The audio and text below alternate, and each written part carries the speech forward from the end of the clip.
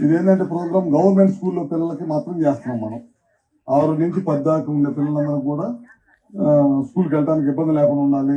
పొద్దున్నే నడిచి వెళ్తుంటారు, లేకపోతే వాళ్ళ తల్లిదండ్రులు వదిలిపెట్టాలి, 2-3 కిలోమీటర్ల దూరం వెళ్తుంటారు అనే దానికోసం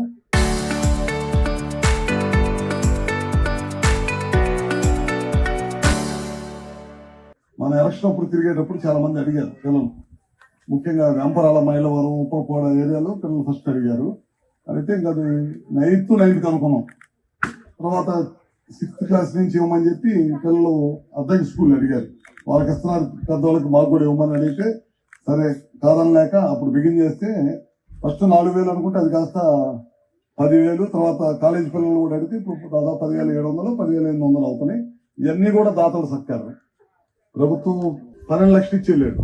12 లక్షలు ఇచ్చి మీకు వాటర్ ప్లాంట్లు స్కూల్స్ లో పెట్టమని అడిగితే 8 స్కూల్స్ మనకి డిమాండ్ ఉంది వాటర్ ప్లాంట్లు పెట్టడానికి. వాళ్ళు వచ్చి 12 లక్షలు ఇచ్చి వాటర్ ప్లాంట్లు పెట్టమని వాళ్ళు కూడా డబ్బులు ఇచ్చేళ్ళారు. ఒక మంచి కార్యక్రమం చేసేటప్పుడు ప్రజలు కూడా సహకరిస్తారు. దాంట్లో భాగంగా ఇవాళ మన గ్రామంలో 44 మందికి అమ్మాయిలకు, ఒక 20 మందికి, 24 మందికి అబ్బాయిలకి ఇచ్చాం. ముఖ్యంగా లోకేష్ గారు విద్యాశాఖ మంత్రి అయిన తర్వాత స్కూల్స్ లో బాగుండాలి, స్కూల్ పిల్లలకి ఎట్టి పరిస్థితుల్లో వాళ్ళకి యూనిఫామ్, మంచి యూనిఫామ్, మంచి షూస్, బ్యాగ్, బుక్స్, టైంకి బుక్స్ ఇవన్నీ ఇవ్వాలి. దాంట్లో ఎక్కడ కూడా పార్టీ రంగు ఉండకూడదని చాలా మంది అడిగారు. నన్ను బత్త రంగు వేసి కూడదా అని సైకిల్కి. వద్దులే పిల్లలు చదువుకోండి ముందని చెప్పి చదువుకుంటే తర్వాత వాళ్ళకి అవగాహన. ఇప్పుడు చాలా మంది అసెంబ్లీకి వచ్చి చూసి వెళ్తున్నారు. మన కాన్స్టిట్యున్సీ నుంచి కూడా 2-3 స్కూల్లో వచ్చి అసెంబ్లీకి వచ్చి అసెంబ్లీ ఏ విధంగా జరిగేదని కూడా చూసి వెళ్ళే వాళ్ళు కూడా ఉన్నారు.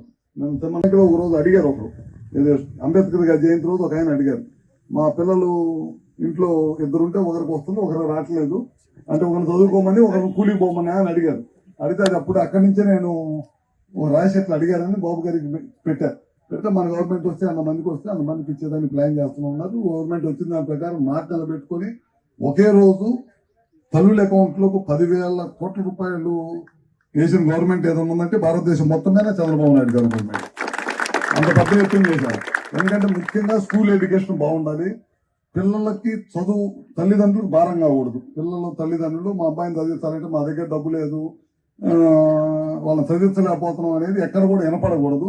పిల్లలందరినీ చదివించాలనే ఉద్దేశం కోసమే తల్లిదండ్రులకి డబ్బులు వేసే కార్యక్రమం చేస్తుంది. Local to global news at your fingertips. మీ చేతిలో ఒక ఆయుధం. Download Raw TV app. Media legend Ravi Prakash is back.